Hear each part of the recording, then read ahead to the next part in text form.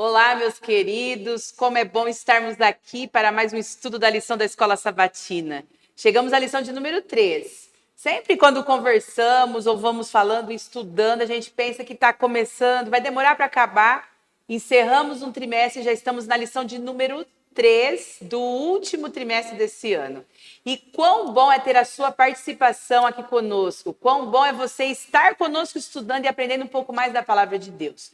Compartilhe isso que você está assistindo com mais pessoas para que elas possam conhecer deste material tão rico e tão nobre que é a palavra de Deus. E que Deus continue cuidando e conduzindo a sua vida. Hoje o nosso trio aqui está completo com pessoas queridas, como sempre, né? E vou os apresentar as pessoas que vão fazer parte da recapitulação, do estudo, do aprendizado desta lição. Aqui ao meu lado direito está o nosso amigo Paulo Mariano. Seja bem-vindo, Paulo. Obrigado, Vanessa. Obrigado pelo convite. É um prazer estar aqui para nós, mais uma vez, estudarmos a palavra do Senhor e descobrirmos novas gemas preciosas que contidas aqui nesse estudo tão maravilhoso. Amém. E ao meu lado esquerdo, nosso querido Caio. Seja bem-vindo mais uma vez. Muito obrigado, Vanessa, pelo querido. E vamos agradar a nossa diretora. Muito obrigado pelo convite. E você que nos assiste, acompanhe a gente nas nossas redes sociais. É isso aí. Muito bem. A lição, só para a gente enfatizar e relembrar você, nós estamos estudando temas do Evangelho de João, né? Uma lição muito interessante. Estudamos aí no trimestre anterior o Evangelho de Marcos e agora estamos falando sobre o Evangelho de João. E o tema-chave desta lição é a história de fundo, o prólogo. Puxa, Vanessa, que nome doido é esse, né? A gente pensando aí, prólogo, o que é prólogo? Se você nunca ouviu essa palavra, o prólogo ele é um texto que ele antecede uma obra escrita. Ele dá uma explicação prévia de uma obra que foi escrita para que se haja compreensão ao apresentar e contextualizar o leitor naquilo que vai ser declarado ali. Então, o prólogo é uma iniciação. Só que quando se inicia nessa explicação, já dá um apanhado geral do que vai ser falado no texto. E no caso aqui, nós nos deparamos e ainda nos acentuamos mais nessa lição, o capítulo 1 de João. Mas ele já dá uma ênfase, né, em que João está dizendo em todo o seu contexto ali.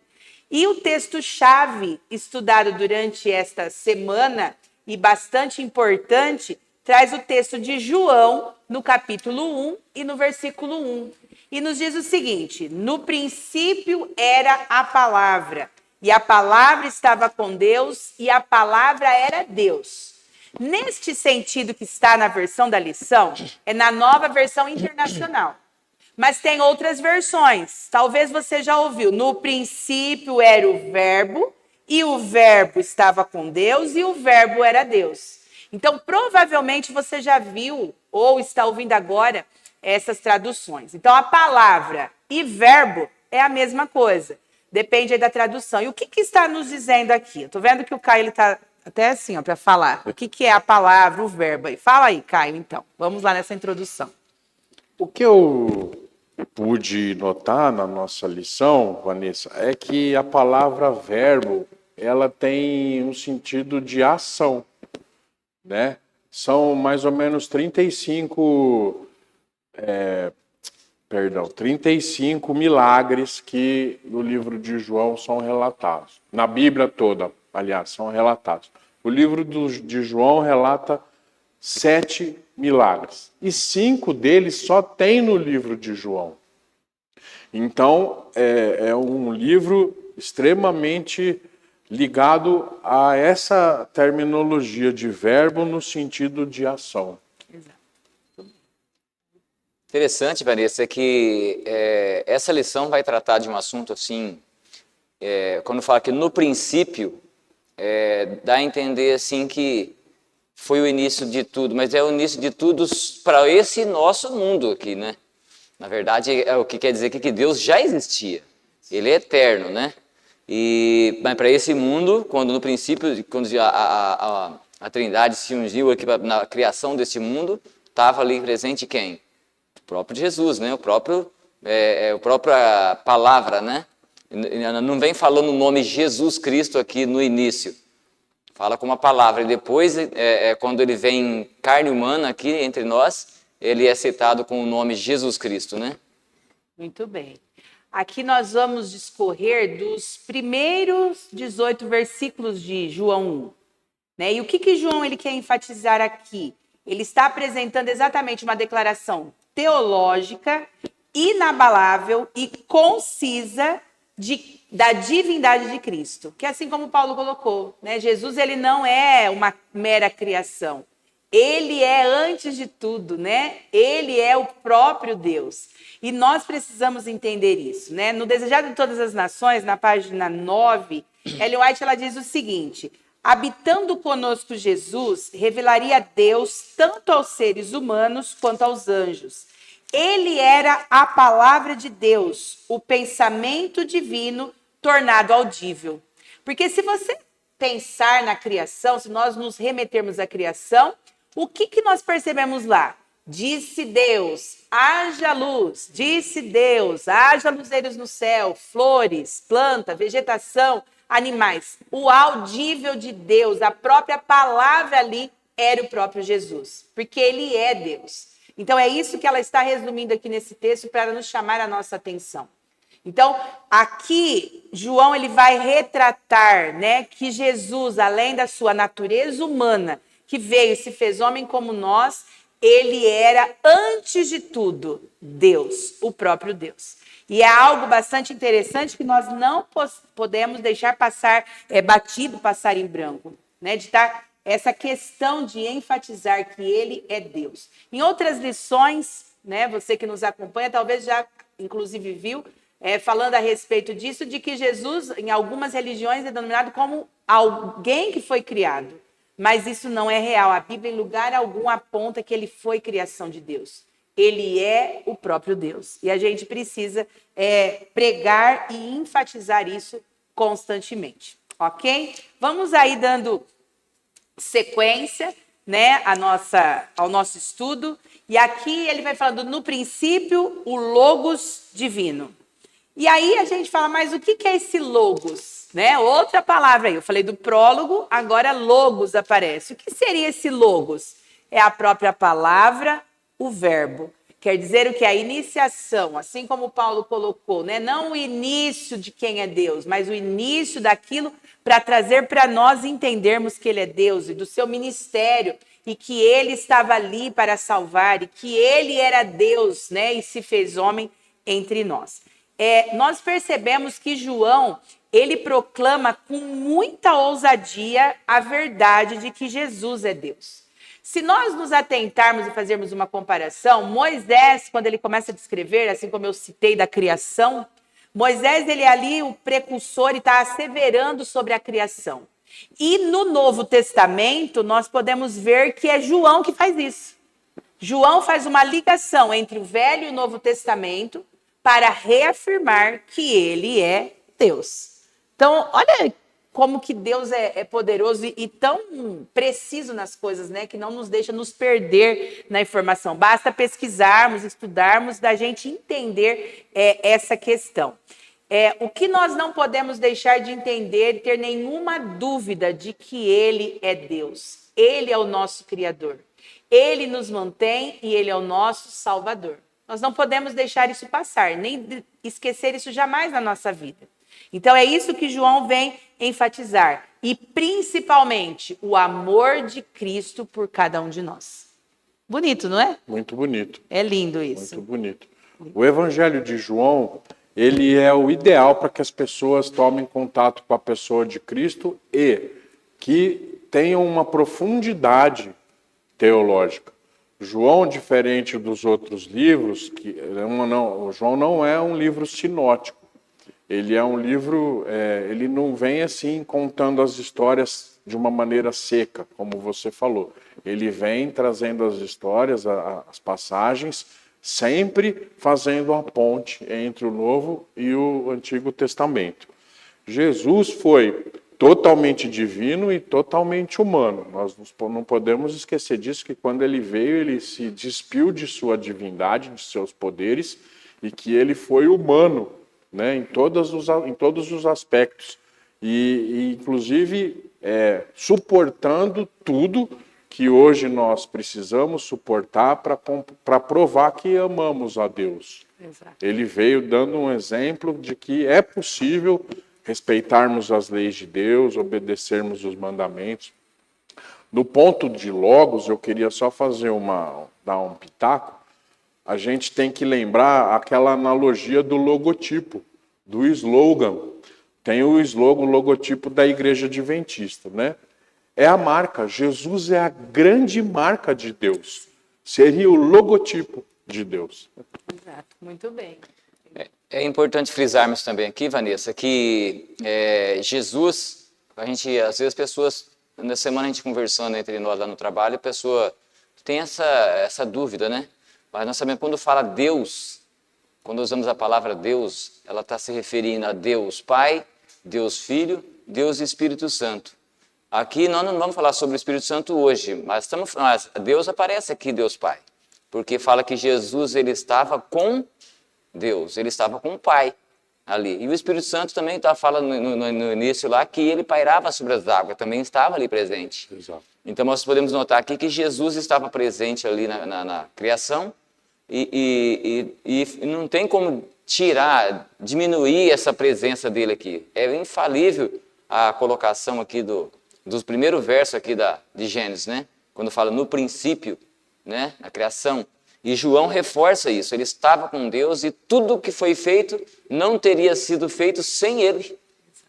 Você vê a importância de nós lembrarmos que Cristo estava presente ali e que ele também é Deus, né? Exato. Paulo falando me fez lembrar de uma analogia, né, que eu fazia com a minha filha, né, estudando a Bíblia, estudando questões. Para criança você tem que ter uma certa didática para algumas coisas. E às vezes as pessoas elas acabam tendo essa dificuldade de entender que é um único Deus em três pessoas, né? Uhum. E no estudo que a gente fazia, eu nunca me esqueci, que fazia uma comparação, claro, muito banal, mas é para a gente poder entender, do ovo. Que o ovo ele é casca, gema e clara, né? O ovo ele tem três partes, casca, gema e clara.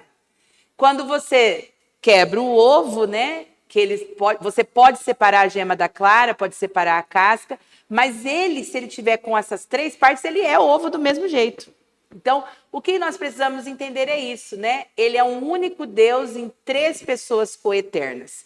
E aqui, especificamente, assim como Paulo falou, está enfatizando quem é Jesus. Está falando do Filho de Deus, né? Pode falar, Paulo. E também nesse bate-papo que eu estava tendo com os meninos lá, ele tem essa dúvida, fica assim na mente da pessoa, né? Você usou do ovo, eu falei para ele da água, né? Falei, a água nos seus estados, né? Líquido, sólido e gasoso, né? Mas ela deixa de ser água. Entendeu? Assim é Deus, Deus Pai, Deus Filho, Deus Espírito Santo, né? Para a gente poder entender melhor, porque fica essa dúvida na mente das pessoas, né? Aí usa a didática, né, da Exato. situação. Aí fica mais fácil, né, para entender. É verdade. E aqui a lição ela trouxe algo para a gente entender, né? Compreender melhor. Fala que na tradução, né, ali do grego, o grego ele possui os artigos definido, o e a. Né? Nós usamos muito os artigos, tanto definido quanto indefinido na língua portuguesa. Só que o grego não tem o artigo indefinido. O que seria na nossa linguagem, na língua portuguesa? O artigo definido ele está especificando algo, né? O copo, né? A caneca é da Vanessa. Um exemplo aqui, prático para a gente. E o artigo indefinido é uma, uns ou umas, né? No plural ou no singular, né? Então, um objeto está sobre o banco. Mas qual é esse objeto? Um objeto, é indefinido. E aqui mostra, o grego está dizendo que ele é totalmente definido. E se fosse na tradução correta da palavra, seria: a palavra estava com o Deus. Ou seja, para definir que é o próprio Deus. Claro que a gente não fala dessa maneira. Mas na tradução original, o termo definido seria esse. Né, que é o próprio Deus. É isso que João está enfatizando. Ele é o próprio Deus. Essa é a ênfase maior que a lição está nos colocando. E aqui, resumindo tudo isso, Jesus, ele é Deus, ele é a segunda pessoa da Trindade, o Filho de Deus. né? Ele estava com Deus. Se nós discorrermos aqui nos versículos, João 1, no versículo 3 até o 5, nos diz assim: todas as coisas foram feitas por ele, e sem ele nada do que foi feito se fez, assim como Paulo colocou. No versículo 4 diz assim: a vida estava nele e a vida era a luz dos homens. João, ele está falando desde a questão da criação até depois quando Jesus vem. Ele era a luz dos homens. E no versículo 5 ainda diz assim: a luz resplandece nas trevas e as trevas não prevaleceram contra ela, porque Jesus veio trazer luz. E aonde Jesus estava, não poderia disseminar trevas, né? Se nós pensarmos, você está num lugar escuro. O lugar escuro é o quê? A ausência de luz. Se você acender uma lâmpada, apareceu a luz. Então, o que João está dizendo? Ele fala, como eu citei, ele faz a ligação entre o Velho e o Novo Testamento. Porque ele fala no versículo 1 sobre a criação e ele já vai discorrendo do que Jesus foi quando veio a essa terra, essa representação.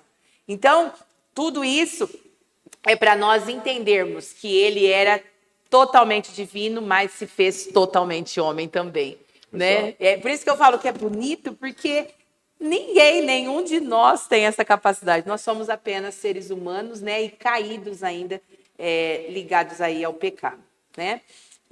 Na discorrência aqui da lição, vem falando que a palavra se fez carne. Como diz no nosso texto áureo, a palavra ou o verbo, como nós citamos, né? E verbo, o Caio colocou bem, representa a ação, né? Na língua portuguesa também, quando você fala verbo, é ação, ou estado, né? Ou fenômeno da natureza dentro da nossa linguagem. Mas aqui a palavra se fez carne. E aí discorre nos versículos que eu acabei de ler, né? Que ele se fez homem, ele era a luz dos homens ao seu redor. Se fez carne e habitou entre nós. Pode comentar, Caio. Vejo que você quer falar sobre isso. Uma breve recapitulação. Então, nós temos Deus Pai, Deus Filho e Deus Espírito Santo, ou Espírito Santo que também é Deus. Não são três pessoas. É uma mesma pessoa, e essa pessoa tem três essências ligadas. Três essências que cada qual tem a sua função, mas que compõem uma pessoa só. Exato. Né? Com relação ao Deus eterno, é muito importante as pessoas terem isso em mente. Deus se fez carne para quê? Para habitar entre nós. Claro que para nos salvar, principalmente, mas como salvar? Habitando aqui. Até a lição depois vai falar, acampando, tabernaculando, né? É interessante aqui, Caio, só para dar uma clareada, às vezes a pessoa não capta lá do outro lado, é que, na verdade, são três pessoas, sim, são três pessoas coeternas, unidas num único quê? Forma um único Deus, cujo interesse é o quê? Os três têm o mesmo interesse na humanidade. Qual que é o interesse de Cristo? Qual é o interesse do Espírito Santo? Qual que é o interesse de Deus Pai? Salvar a humanidade, né? E quando Jesus ele vem aqui e se faz carne, ele vem para comunicar a glória de Deus. Porque nós, como pecadores, nós não podemos ver Deus face a face, conversar com Deus face a face, sim. Né? Mas podemos falar através de oração, mas não face a face falando. Mas Jesus ele veio e se fez carne, se tornou humano, para que nós pudéssemos ter esse contato. E as pessoas que tiveram contato com Jesus na época, quando ele esteve aqui na Terra, puderam notar a diferença de um ser humano e da diferença de Jesus. Embora ele sendo humano, ele era o quê? O reflexo do Pai, a glória do Pai. As pessoas viam diferença nele. Por quê? Ele irradiava a presença de Deus por onde ele passava. Muito bem. Então, aqui o que está nos mostrando, né? Que tudo que existe foi criado por Jesus. Ele é o Logos. Ele é a palavra, o verbo. Ele é o meio de comunicação suprema de Deus com a humanidade. Né? Aí, eu fui fazer uma pesquisa, né? Nós até comentamos, Logos ele vem do grego.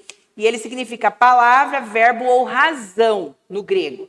E ele é descrito para mostrar a divindade de Cristo e a sua posição como Filho de Deus. Né? Na Wikipédia fala sobre isso. Né? Uma fonte de pesquisa, tinha algumas outras lá, mas eu enfatizei essa. No dicionário, trazendo em questão da filosofia, essa questão do logos, fala o que é a inteligência cósmica ou presente, uma inteligência ativa, transformadora e ordenada de Deus em sua ação sobre a realidade. Então, nessa questão filosófica, né, palavras mais acentuadas e tudo mais aí, mas acaba trazendo a mesma coisa, se a gente trazer na questão do cristianismo, da religiosidade. Claro, se a gente pesquisar a filosofia nos seus estudos efêmeros e de outras áreas, a gente vai achar outras explicações. Mas na relação do cristianismo, é o que ela traz. Então, a gente percebe aqui que mesmo nessa questão filosófica, tem ligação com a palavra do que aquilo que a Bíblia está nos dizendo, né?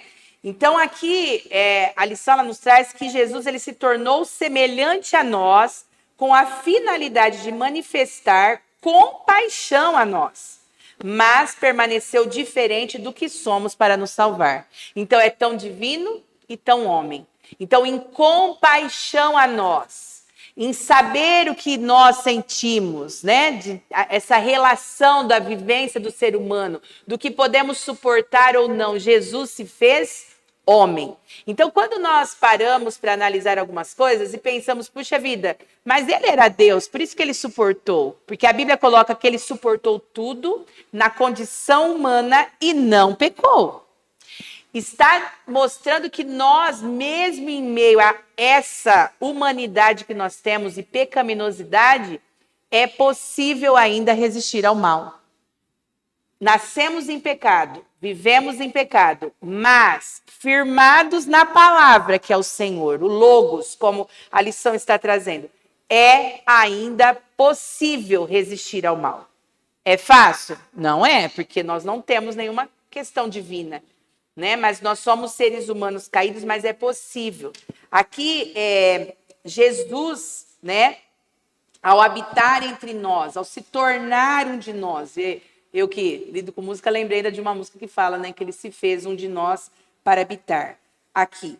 Ele desce no nosso nível para nos encontrar onde estamos.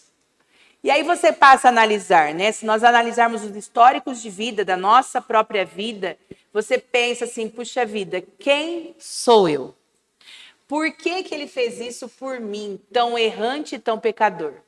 Então, eu vou repetir o que eu disse. Deus desceu ao nosso nível para nos encontrar onde nós estamos. E quando ele nos encontra onde nós estamos, é impossível permanecermos da mesma maneira. Não é?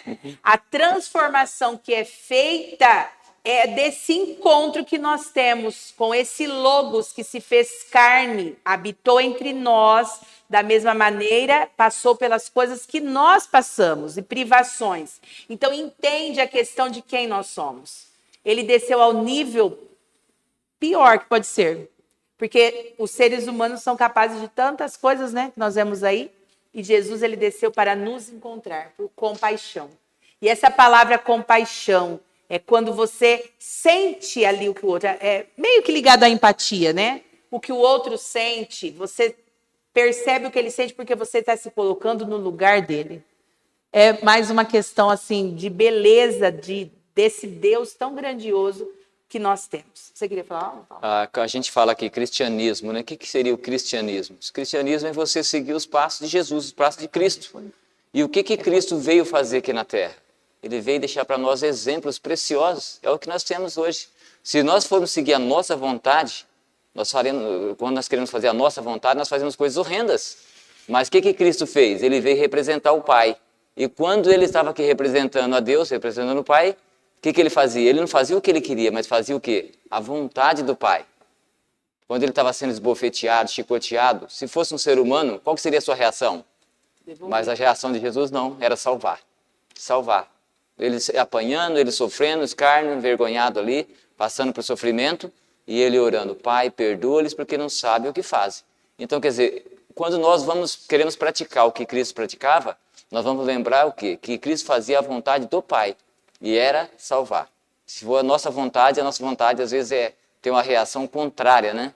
É devolver aquilo que estamos recebendo de mal, mas não é o que Cristo veio fazer, ele veio para salvar. E dá para nós esse exemplo maravilhoso de amor, né? O que você deixou claro, Vanessa, é que a gente vai continuar pecando, a gente não consegue não pecar, é da nossa natureza. Porém, o grande exemplo que Jesus deixou para a gente e que nós devemos, pelo menos, tentar é obedecer. Né? O inimigo também conhece a palavra, o inimigo também acredita que Deus é soberano, tudo isso, só que o inimigo não obedece. Esse é o grande modal do cristão, procurar obedecer. E com relação ao que você falou, eu lembrei aqui uma passagem ali da irmã White, que ela esclarece para a gente que na eternidade Jesus vai comprovar que ele esteve aqui como homem, mostrando para a gente as marcas.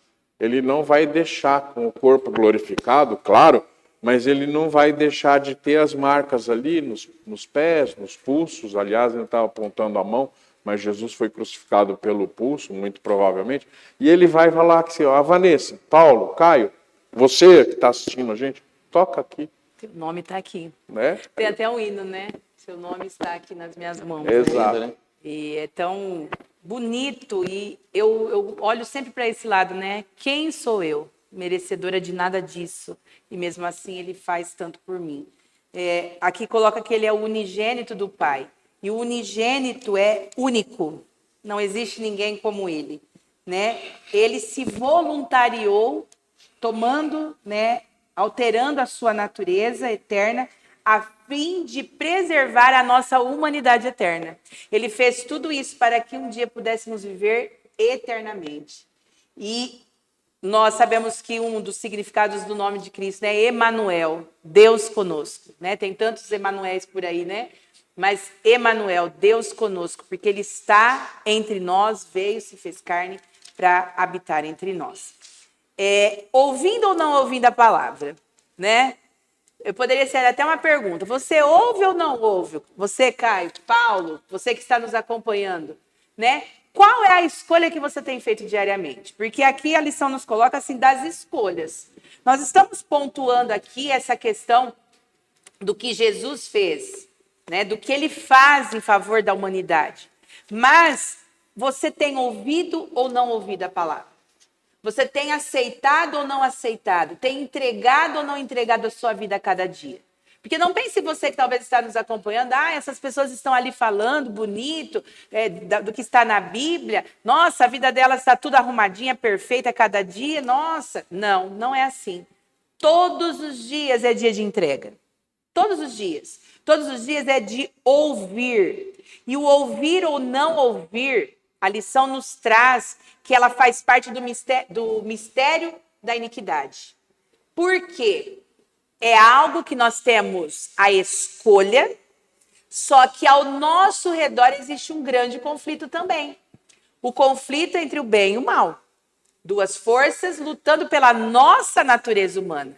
Deus, Jesus, o Espírito, lutando para que nós possamos aceitar. O Espírito Santo está sempre ali na nossa mente para que nós possamos ouvir a sua voz e aceitar o que Deus nos mostra na sua palavra. E, ao mesmo tempo, nós temos as vozes do mal, que a nossa natureza por si só ela é má. Né? E nós acabamos, muitas vezes, caindo em tudo isso. Então, aqui está dizendo que há uma rebelião constante entre luz e trevas. Mas o que nós estamos ouvindo, o que nós estamos absorvendo, né, Paulo? É algo sério das nossas decisões, né? Cabe a cada um de nós, né, ouvir e praticar, né, aquilo. Porque se você ouvir, mas você não agir, também se torna em vão, né? Aqui fala, na pergunta 3, fala que dura realidade João retrata sobre como as pessoas respondem a Jesus. O que Jesus veio fazer? Jesus criou o mundo e iluminou a todos, mas nem todos o aceitaram. E eu achei interessante aqui que tem uma citação de C.S. Lewis aqui que diz o seguinte, olha só, creio no Cristo, creio no cristianismo, assim como creio que o sol nasceu. Não apenas porque vejo, mas porque por meio dele eu vejo tudo mais. Interessante, né? Quando está à noite que o sol se esconde, sem luz, sem nada, você consegue enxergar alguma coisa? Mas o sol, quando ele está despontando, você já começa a enxergar as coisas. Assim como Cristo, ele veio a esse mundo e através dele nós podemos enxergar a nossa realidade. Cristo perfeito, Cristo salvador, Cristo amoroso, e aí enxergamos a nossa realidade e o quanto que nós dependemos, o quanto nós precisamos dele.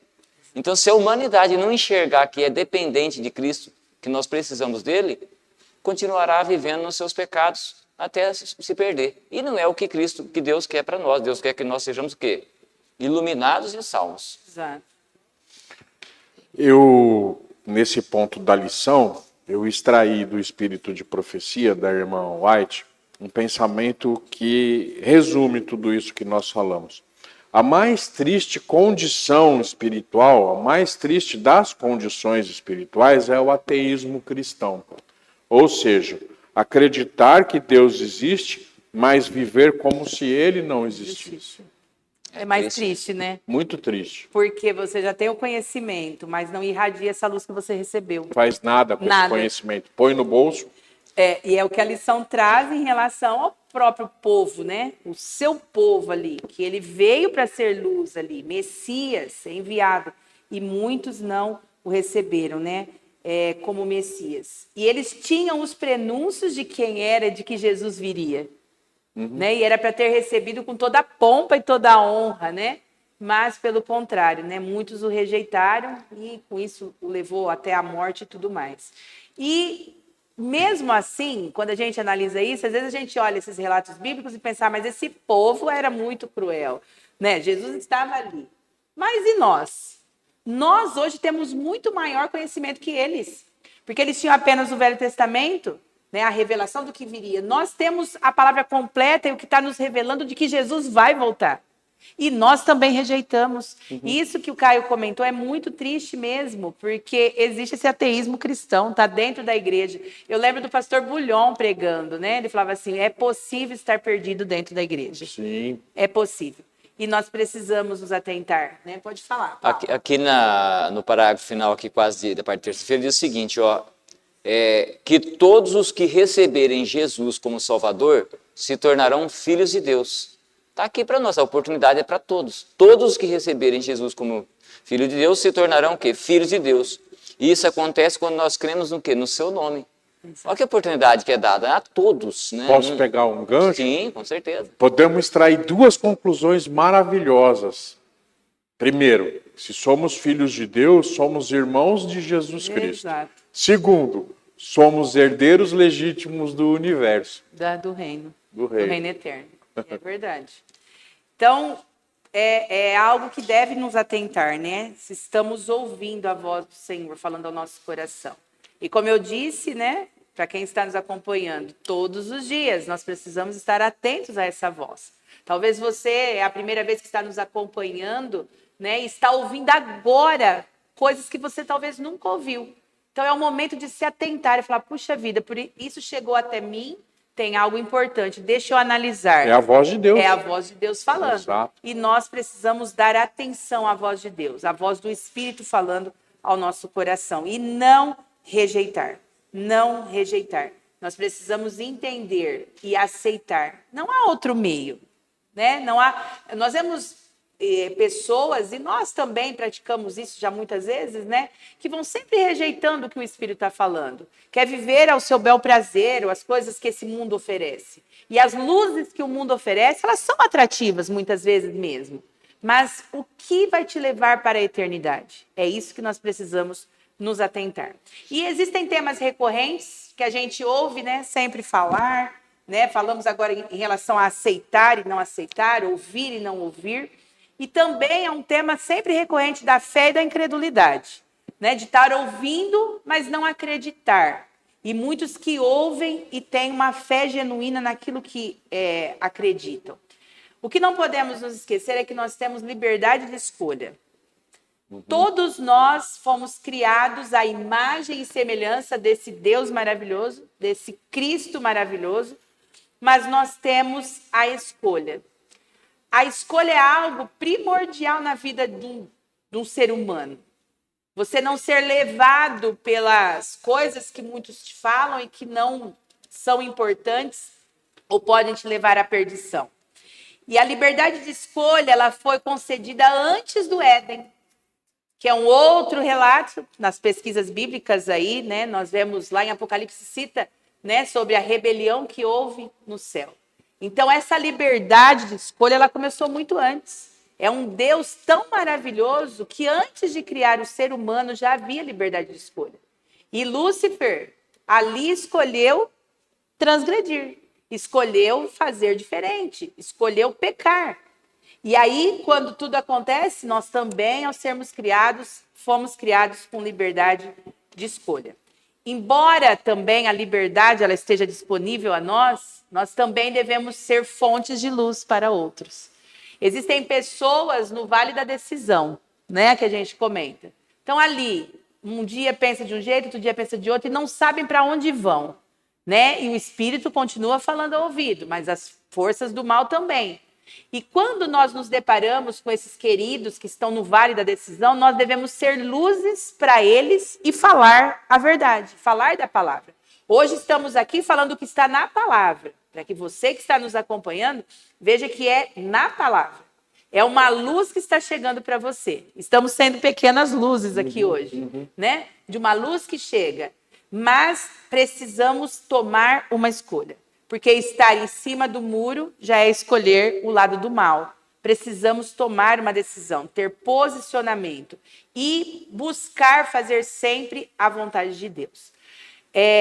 Queridos, nós precisamos nos atentar a algo muito importante. Muitos protelam demais a sua decisão por Jesus. Alguns têm a chance de recomeçar e voltar. Mas quantos talvez você conheça, eu conheço, Caio, Paulo, tantos conhecem, que não tiveram a oportunidade de recomeçar. Às vezes a morte, ou abandonaram Cristo de uma vez e não decidiram por ele. Então, se hoje, a Bíblia nos diz, né? Se hoje ouvirdes a sua voz, não endureça o seu coração.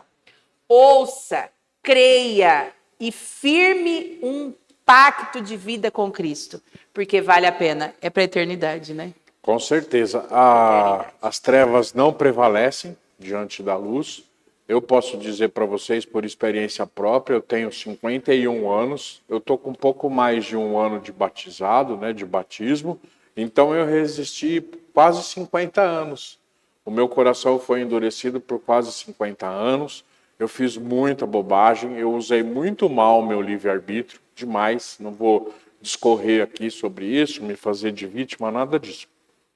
Mas se eu tivesse dormido na condição que eu tinha durante a condição que através do meu livre-arbítrio eu trilhei durante 50 anos, eu tenho certeza que eu estaria fadado à perdição, ao lago de fogo, que foi o lago de fogo que é destinado apenas, se fosse, né, a vontade de Deus fosse cumprida, o lago de fogo foi feito só para o inimigo das almas e para os anjos que usaram também o seu livre-arbítrio para segui-lo. Eu ia cair lá. Infelizmente. Uma coisa importante que nós não devemos esquecer é que a humanidade ela está dividida em dois grupos. Isso já é fato. Existem dois grupos. E quais são eles? Os que creem e amam a luz de Cristo e aqueles que são os incrédulos, que se mantêm nas trevas. Mas para nós é dada a oportunidade, de nós escolhermos, sabendo que existem dois grupos, qual desse grupo você quer ficar, amigo? Qual grupo você quer permanecer, o da luz ou das trevas? Sabendo que os da luz é o que está do lado de Cristo, e o das trevas é o que está do lado do inimigo, é o que será destruído no final.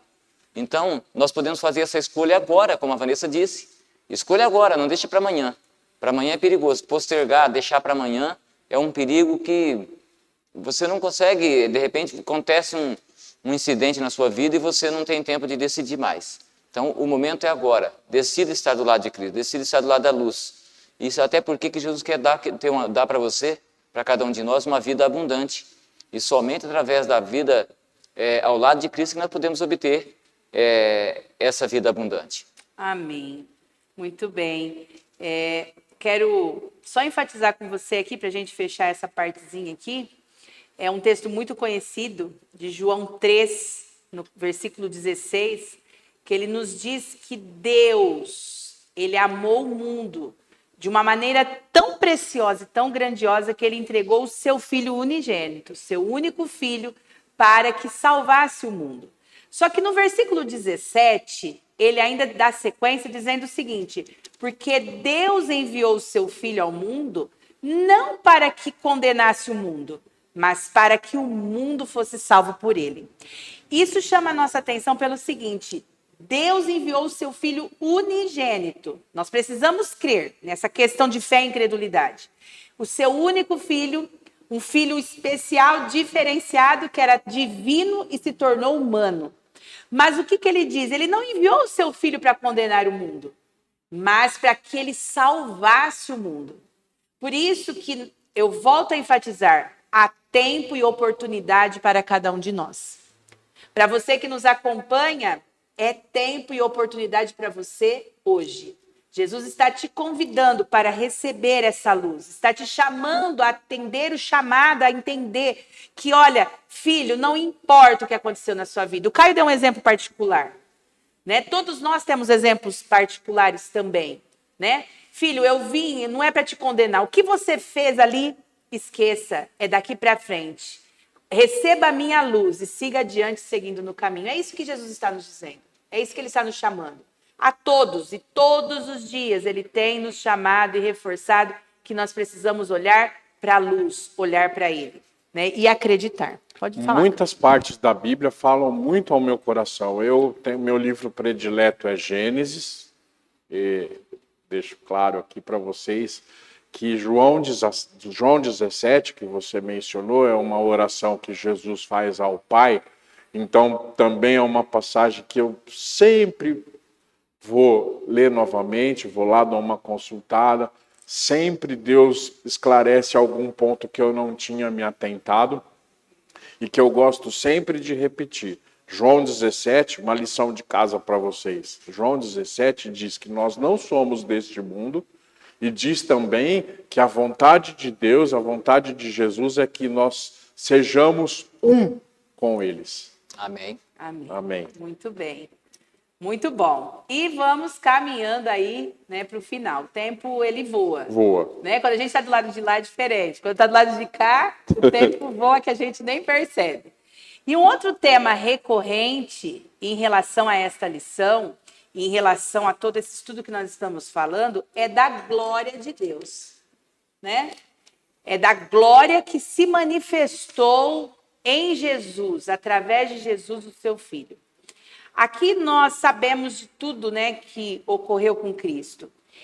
E ele, mesmo sabendo de todo o sofrimento, de tudo que aconteceria com ele, nós estudamos em lições passadas falando sobre a crucificação, sobre a ressurreição de Cristo, sobre todo o sofrimento que ele passou ali, antecipadamente no Getsêmani.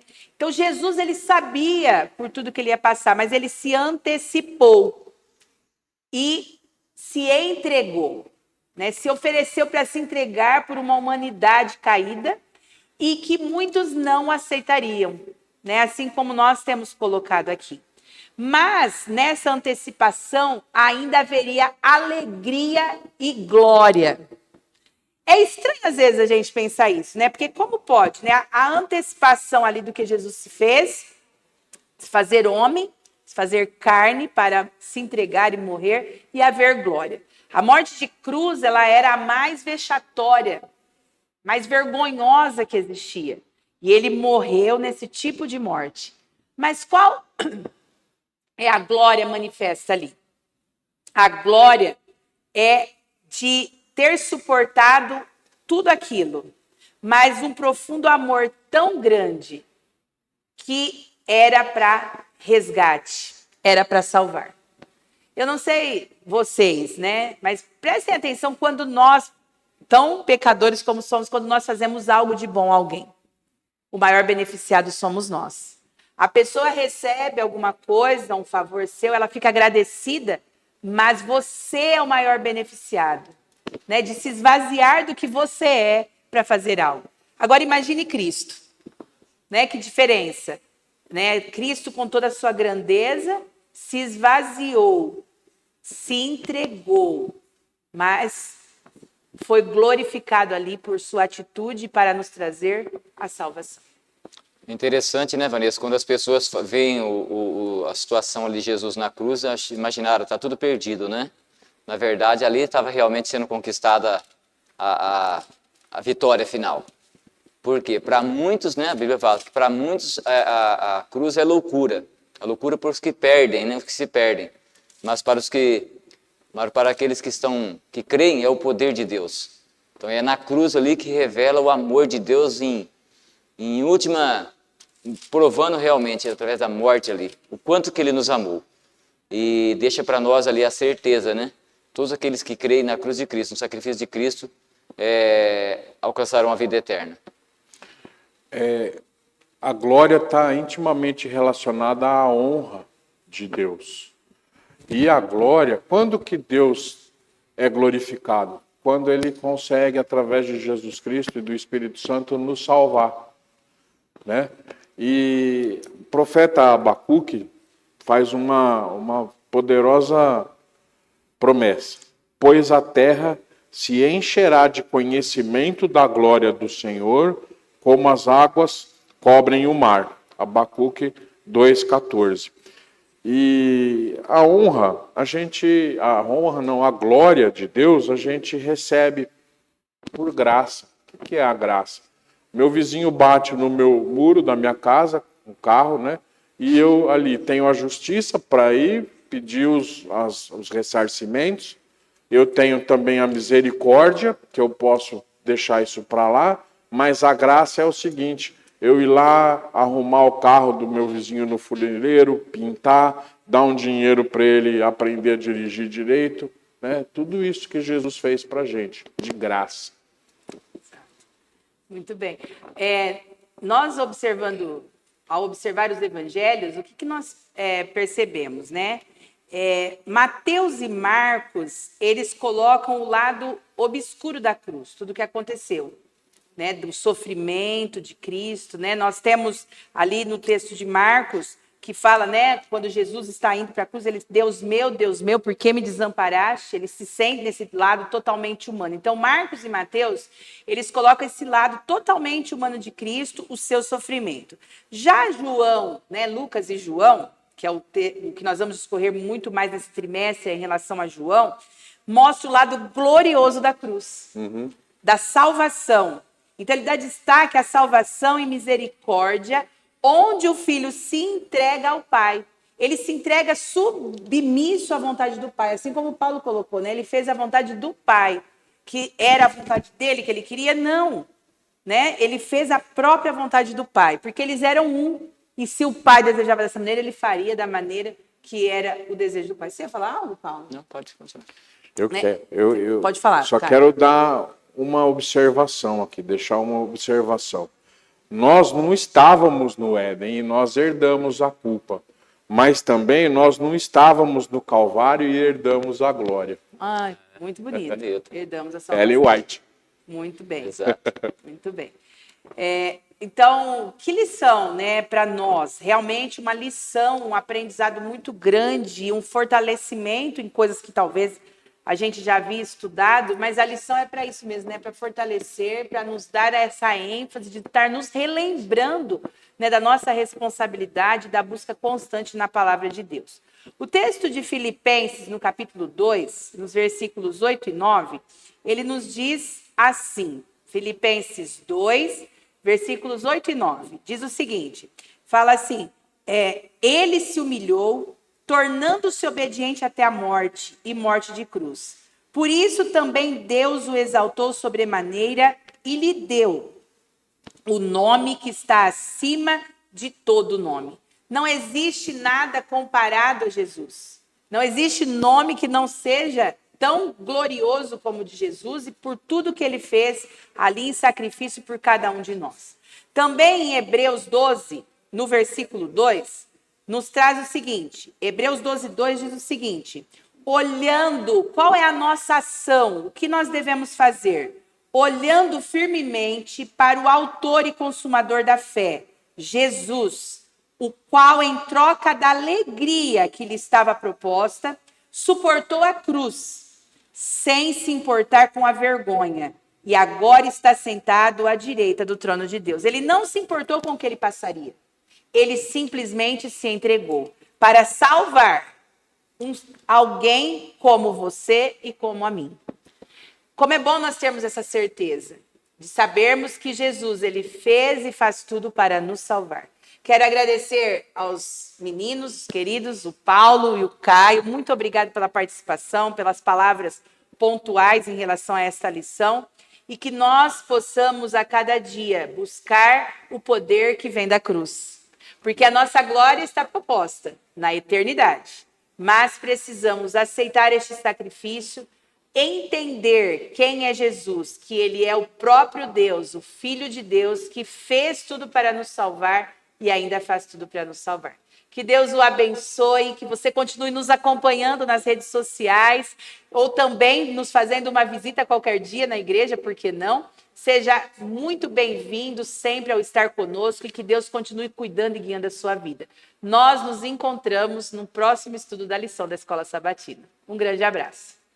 Amém. Sim.